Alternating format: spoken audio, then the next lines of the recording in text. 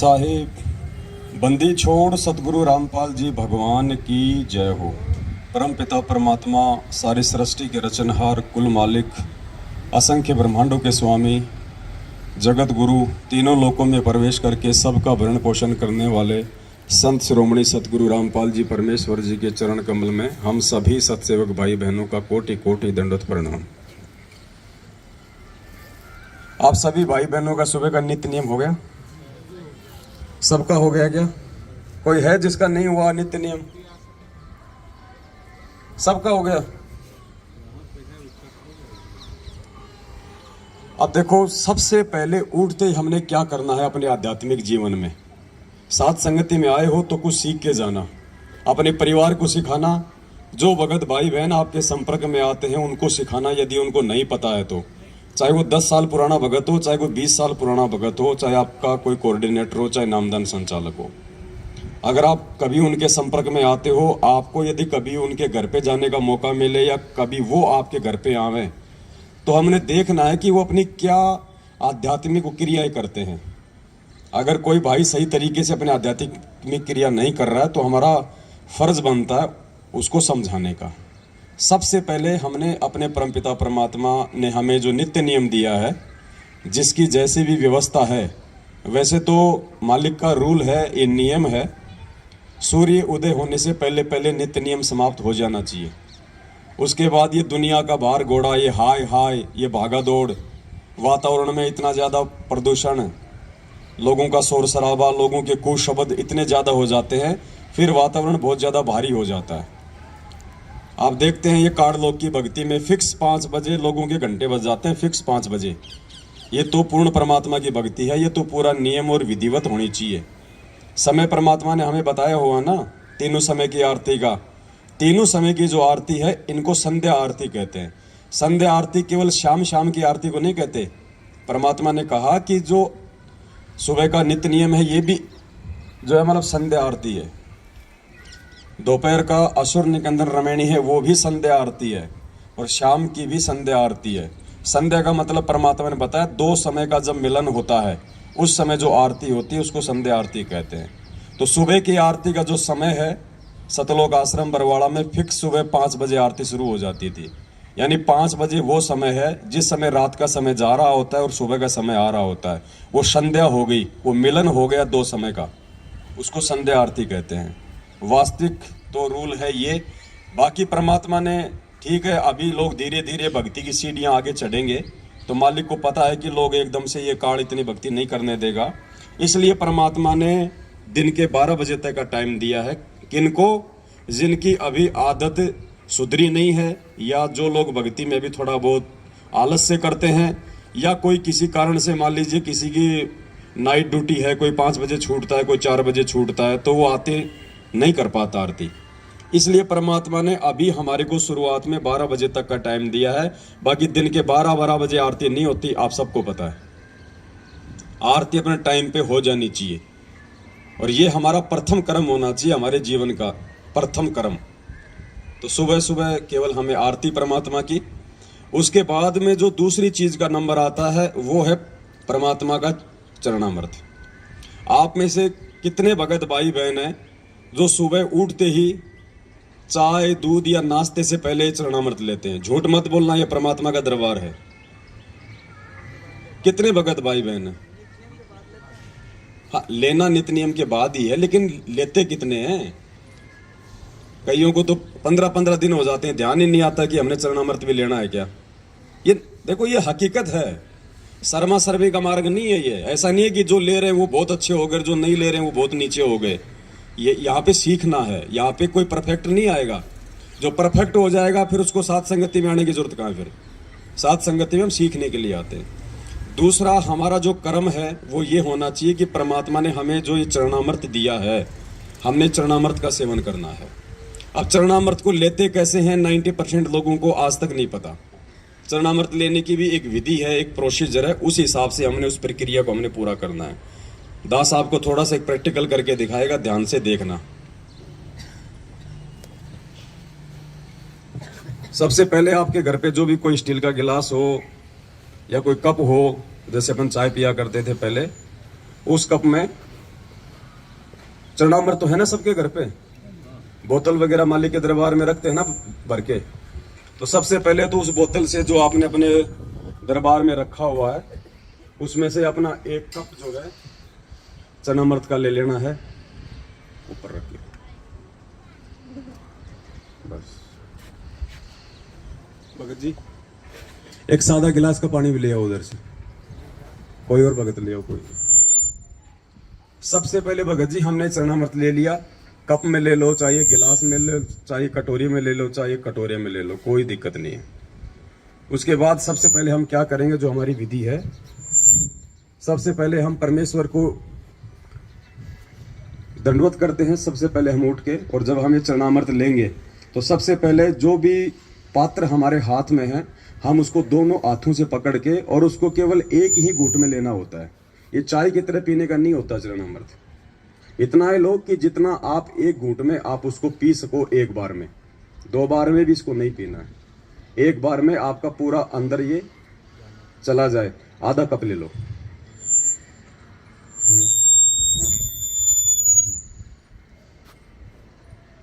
उसके बाद में सादा जल लो, थोड़ा सा इसमें डालो और इसको साफ करना है। बस थोड़ा इसको हिला के ना वो ले लो।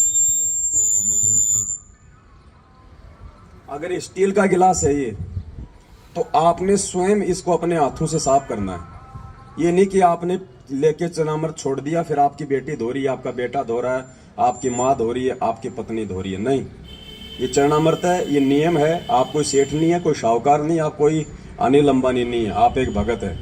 ये चरणामृत जो आपने लिया है ये आपने स्वयं ही धो के साफ करके वापस रखना होता है। डिस्पोजल में चरणामृत नहीं लेना चाहिए, क्योंकि जब हम इसको फेंकेंगे तो वो अंश जो है मतलब साथ में जाएगा। तो कोशिश करें भाई, जैसे कोई चीनी मिट्टी का बर्तन हो, कोई स्टील का हो, कोई भी जो पात्र होता है जिसको अपन धो सके, उसमें हमने चरणामृत लेना है। उसके बाद हमने परमात्मा को दंडवत करना है, और दंडवत करके फिर हमने साइड में हटना।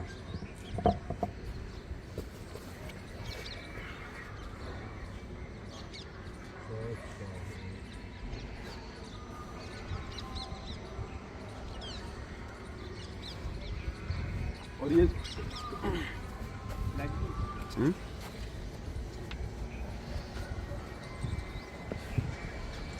और ये जो दंडवत है ना, इतना समझाने के बाद भी काफी संख्या में भाई बहनों को दंडवत भी ढंग से करना नहीं आता है, या फिर वो जानबूझ के नहीं करते, पता नहीं कौन सी उनकी वो ट्रेन छूट रही होती है। दंडवत तो कम से कम आराम से कर लिया करो, आते लेट जाते सीधा। जबकि परमात्मा ने कह रखा कि दंडवत प्रणाम करने से पहले जमीन पे घुटने टेको, हाथ जोड़ो, मालिक के चरणों की तरफ देखो, कम से कम 2 या 3 मंत्र का जाप करो जो भी आपको मिला हुआ है, प्रथम नाम, सतनाम, सारनाम। आराम से शांति से नीचे घुटने टेक के पहले मालिक की तरफ देखो, अच्छे से परमात्मा के चरणों के दर्शन करो, 2 या 3 मंत्र का जाप करो, कोई जल्दबाजी नहीं है, ट्रेन नहीं छूट रही। उसके बाद फिर दंडवत प्रणाम करो सीधे बिल्कुल। उसके बाद फिर हमने ऊपर उठना। अब देख रहे हैं दास बिल्कुल आता है, मारता सीधी फेट। वो दंडवत नहीं है भगत जी। परमात्मा कहते हैं जय गोपाल दंडवत करे, पैरों पड़ प्रणाम, असला असल सलाम है, ऐसी कुछ वाणी है परमात्मा की। और दुआ करो दिल पाक। जब तक आप हृदय से दंडवत नहीं करोगे ना, देखा देखी भी नहीं चलेगा कि वो कर रहा तो चलो मैं भी करूंगा, नहीं तो और बाकी लोग क्या कहेंगे। वो दंडवत प्रणाम नहीं है। जब तक आप अपने हृदय से उसको एक यज्ञ मान के नहीं करोगे, उसका कोई फल नहीं है, चाहे आप दिन में 1,00,000 बार दंडवत कर लो। परमात्मा ने तो कह दिया कि अष्ट अंग से दंडवत प्रणामा, संध्या प्रात करे निष्कामा। अगर तुम निष्काम भाव से विधिवत तरीके से अगर सुबह और शाम 2 टाइम भी अगर तुम दंडवत कर लोगे तो भी परमात्मा कहते हैं बहुत है। 50 बार लेटने की आवश्यकता नहीं है, कोई दिखावे का मार्ग नहीं है ये। और जब करो तो उसको विधि से करो, वरना उसका कोई फायदा नहीं है। क्यों फिर अपने घुटने तोड़ रहे हो झुक झुक के।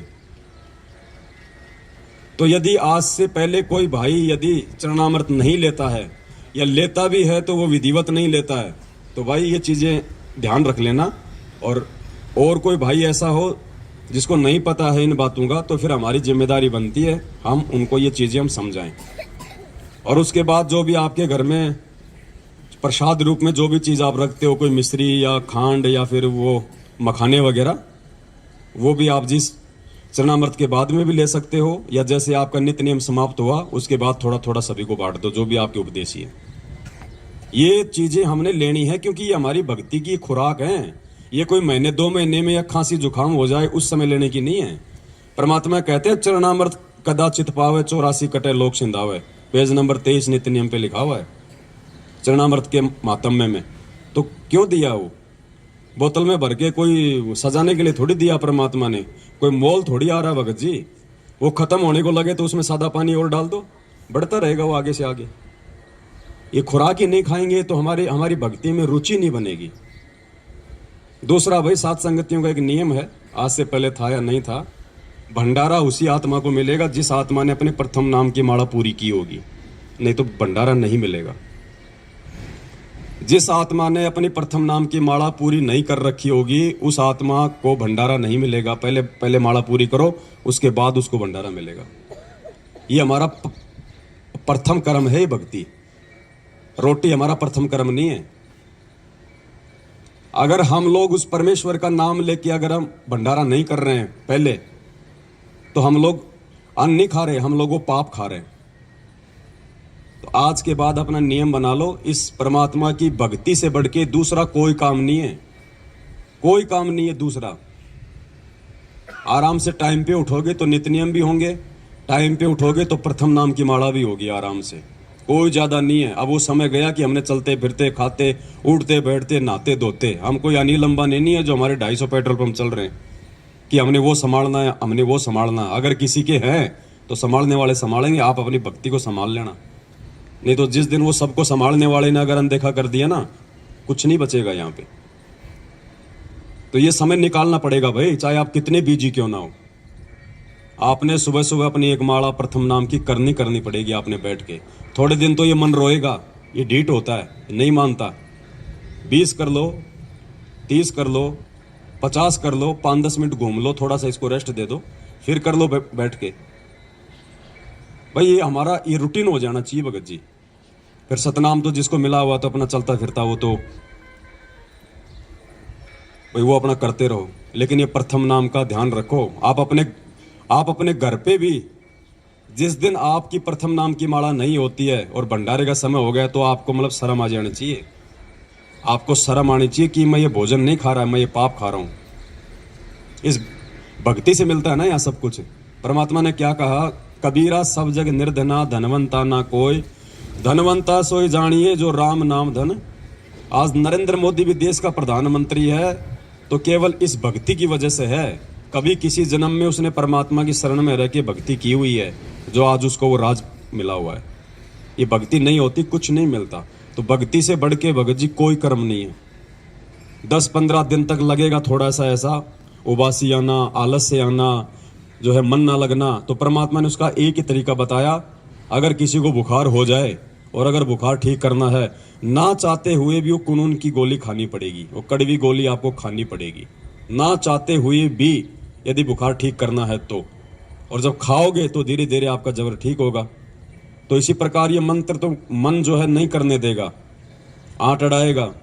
लेकिन परमात्मा कहते हैं जब तुम एक बार 20-30 मन मार के तुम एक बार मंत्र करोगे ना, उसके बाद फिर ये शांत हो जाएगा। फिर ऑटोमेटिक फिर आपका मन लगेगा उन्हीं मंत्रों में, उसी माला में। फिर आपका जब आप 20-30 मंत्र कर लोगे ना, उसके बाद फिर ये थोड़ा थोड़ा ठंडा पड़ जाएगा मन, और फिर आप चाहोगे कि अब मुझे कोई छेड़े नहीं, मैं पूरी माला करूं। इतना आपको आनंद आएगा फिर। तो शुरुआत भगत जी हमने करनी पड़ेगी। इस भक्ति को सतलोक आश्रम मैनेजमेंट हरियाणा ने बिगाड़ दिया है। आप सभी भाई बहन, जब आप नए नए नाम दीक्षा ली आप लोगों ने, आप सबको पता है कि आप कितने भाव से भक्ति करते थे। ये आरती आप कोई ऑडियो से या वीडियो से नहीं करते थे।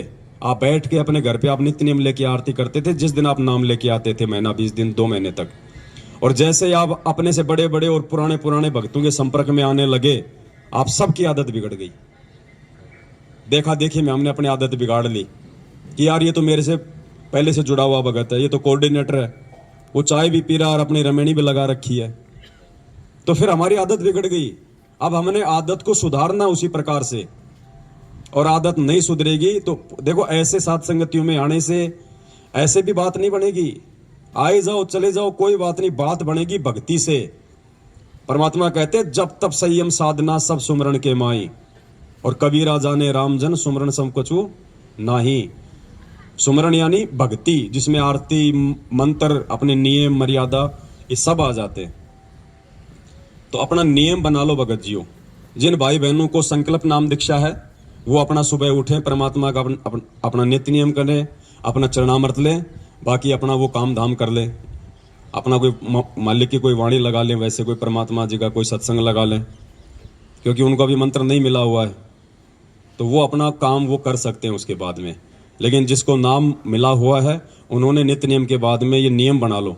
अगर आपको लगता है कि मैं तो सुबह अपने ऑफिस जाता हूँ, तो भैया 1 घंटे पहले उठना शुरू कर दो। जब ऑफिस के लिए टाइम दे सकते हो और 2 टाइम की रोजी रोटी के लिए, तो आत्म कल्याण तो उससे प्रथम है। 1 घंटा और पहले उठने का रूटीन बनाओ। 1 घंटा पहले सो जाओ। रात को क्या करते हो 11-12 बजे तक? 6 घंटे की नींद परमात्मा ने बहुत बताई। गुरु जी कहते हैं 6 घंटे की नींद सफिशियंट है। आप अगर 11 बजे भी सोओगे, सुबह 5 बजे उठ जाओगे, आपका पूर्ण घंटे में आपका नित्य नियम हो जाएगा। 20-25 मिनट में आपके प्रथम नाम की माला हो जाएगी। फिर क्या करोगे उसके बाद? और सुबह सुबह जिस आदमी का नित्य नियम और ये प्रथम मंत्र, जिस आदमी का नित्य नियम और प्रथम मंत्र टाइम पे हो जाता है, उसका सारा जीवन बिल्कुल, उसका सारा दिन बिल्कुल सही निकलता है। उसको टेंशन नहीं रहती फिर। और जिसके मंत्र नहीं होते ना, उसके दिमाग में वजन सा रहता है कि यार माला नहीं हुई, माला नहीं हुई, माला नहीं हुई।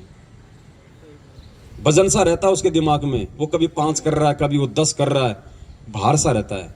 आत्मा को शांति नहीं मिलती, क्योंकि आत्मा की खुराक तो ये भक्ति है ना भाई। हमारा शरीर है, हम टाइम टू टाइम इसको भोजन देते हैं कि नहीं देते हैं? अभी चाय दूध पानी नहीं आ रहा तो सबके अंदर ये चल रहा है कि यार कुछ आए नहीं, कुछ आए नहीं। क्यों? क्योंकि हमने मन को आदत डाल दी, और मन की खुराक वो ही है। तो भाई आत्मा की भी तो कोई खुराक बताई परमात्मा ने, भक्ति। आत्मा की कोई शुद्धि नहीं है, चाहे 3 दिन मंत्र मत करो, हमें कोई फर्क ही नहीं पड़ रहा है। इसका मतलब क्या है? इसका मतलब होता है कि हम नाम से दूर है, हमारा कनेक्शन आउट है। अगर मंत्र करने की इच्छा नहीं हो रही है, नित्य नियम करने की इच्छा नहीं हो रही है, तो कहीं ना कहीं आपका जो कनेक्शन है वो टूटने की तरफ है। उसका तरीका यही है, परमात्मा से दंडोत करके क्षमा याचना मांग के कि परमात्मा सद्बुद्धि दो। आज से पहले जाने अनजाने में जो हुआ सो हुआ, मालिक आज से पहले हमें नहीं पता था, लेकिन आगे अब हम ध्यान रखेंगे। साध संगतियों में आओ तो भगत जी पूरे भगत बन जाओ। अब हर प्रकार से, हर क्रिया के आधार से भक्ति को ज्यादा महत्व देना है हमने। अगर भक्ति को महत्व देंगे तो हमारे काम धंधे को परमात्मा ऑटोमेटिक महत्व दे देगा। हमारी सोच से, हमारी समझ से, हमारे 3-2-5 करने से हमारा धंधा भी ठीक ठाक नहीं चलेगा। ध्यान रखियो, ये धंधा भी परमात्मा की भक्ति से ही चलेगा। मालिक ने कहा कि भाई तुम 3 दिन के लिए आते हो तुम इस सत्संग में, तो 3 दिन के लिए तुम लोग जीवित मर जाओ। तुम छोड़ दो पीछे तुम्हारा क्या धंधा है क्या नहीं है। जो बिगड़ता है उसको बिगड़ने दो। अगर बिगड़ भी गया तो जाके संभाल लेंगे, और अगर परमानेंट अगर टिकट कट गई तो कौन संभालेगा उसको? और फिर गुरुजी ने कहा कि जो भगवान के लिए 2 कदम आगे बढ़ते हैं, परमात्मा उनके काम बनाता है, बिगाड़ता नहीं है। तो ये विश्वास ऐसे हमारे अंदर धीरे धीरे भक्ति को लेके होगा पैदा। तो पहले हम मैनेजमेंट की कुसंगति में पड़ के, और हम लोगों ने अपनी बनी बनाई भक्ति को बिगाड़ लिया। अब हम साथ संगति में आके, सुसंगति में आके, अब हम अपनी उन्हीं क्रियाओं को वापस ठीक करेंगे तो परमात्मा हमारे नजदीक आएगा। और नजदीक आ गया परमात्मा तो फिर कमी किस चीज की रहेगी भाई?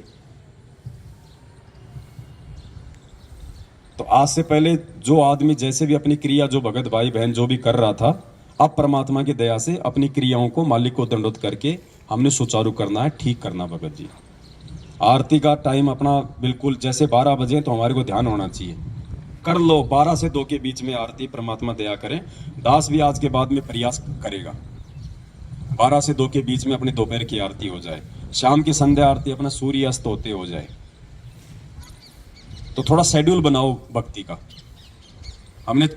हमने चाय का शेड्यूल बना रखा ना, सुबह 6 बजे चाय बनेगी तो बनेगी, शाम को 5 बजे चाय बनेगी तो बनेगी। आज से पहले हमारे शेड्यूल बने हुए थे ना। ये खाना खाने का टाइम है ना, ऑटोमेटिक हाथ पैर अपने आप काम करने लग जाते हैं। माता बहन ऑटोमेटिक रसोई की तरफ भाग लेती है, उनको पता है कि भाई टाइम हो गया खाने का। भाई भक्ति का भी तो कोई टाइम है, या सारा जिंदगी ऐसे गटर में बैठ के मंत्र जाप करते रहोगे? इसका भी टाइम है। ये परमात्मा ने हमें जो छूट दी है ना, ये छूट परमात्मा ने विशेष परिस्थितियों में दी है, विशेष परिस्थितियों में छूट दी है। इसको रोजाना लागू करने के लिए छूट नहीं है। ये हम दोषी हो रहे हैं हम उस परमात्मा के। तो कोशिश करो आज के बाद में, और जब हम इस राह पे हम चलेंगे तो हमारे बच्चे उस राह पे चलेंगे। बच्चे क्या करेंगे? बच्चे जो होते हैं भगत जी, वो माँ बाप से ज्यादा सीखते हैं। जैसा उनसे बड़े जो क्रिया करते हैं ना, वो क्रिया को देख के ज्यादा सीखते हैं बच्चे। तो बच्चे ऑटोमेटिक आ जाएंगे धीरे धीरे लाइन पे। और फिर दूसरा कोई भगत हमारे घर पे आएगा और हमारे भक्ति के शेड्यूल को जब वो देखेगा, और अगर वो नहीं कर रहा टाइम पे, तो उसको भी शर्म आने लग जाएगी। तो उसका प्रतिफल किसको मिलेगा? उस भगत को सुधारने का आपको देगा परमात्मा।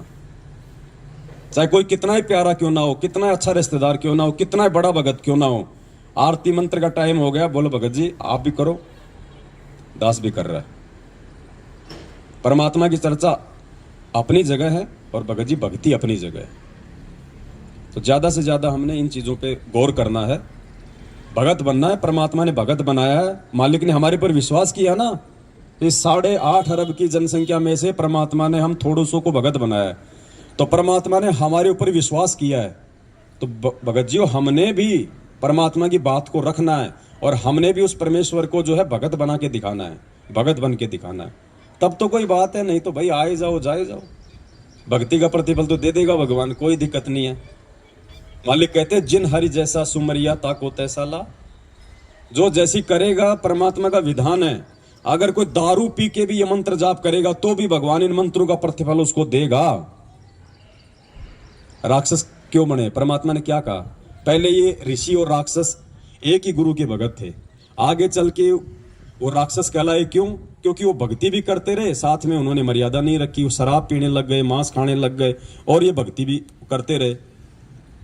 तो मांस और शराब खाने से, उल्टे काम करने से, चोरी जारी करने से तो उनके अंदर गुरुजी कहते हैं कि दुर्बुद्धि आ गई, और भक्ति करने से उनमें शक्ति आ गई, इसलिए वो राक्षस कहलाए।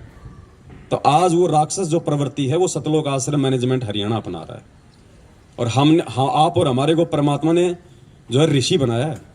उन ऋषियों की वो राक्षस जब वो यज्ञ को जब वो खंड करते थे तो वो लड़ते झगड़ते नहीं थे उनके साथ में, वो परमात्मा से ही प्रार्थना किया करते थे। तो आज वो स्थिति आप और हमारे साथ में हो रही है।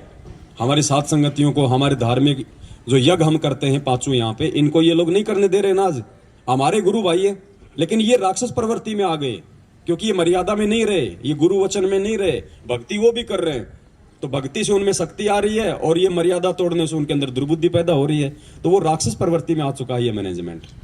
लेकिन आप और हम उस परमेश्वर के विधान में है, परमात्मा की मर्यादा में है। आप और हम ऋषि प्रवृत्ति में है। तो भगत जी संत ना छोड़े संतता, चाहे कोटिक मिले या संत। लेकिन भगत जी उन बुरी शक्तियों से लड़ने की पावर भी हमें केवल इस भक्ति से ही आएगी, दूसरा कोई चारा नहीं है।